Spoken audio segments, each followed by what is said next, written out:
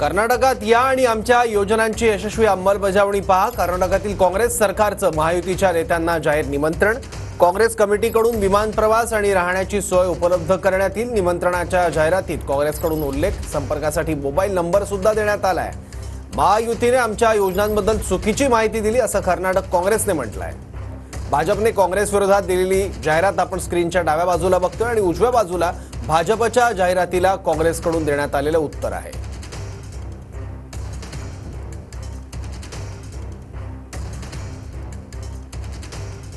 यहाँ पे सब झूठों के सरदार भरे सगळे इतके खोटारडे लोक महाराष्ट्राच्या गादीवर बसलेत।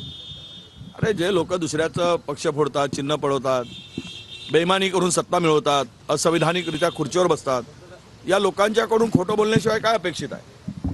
कर्नाटकाला बदनाम करण्यापेक्षा जाऊन बघितलं तर तुम्हाला कळेल।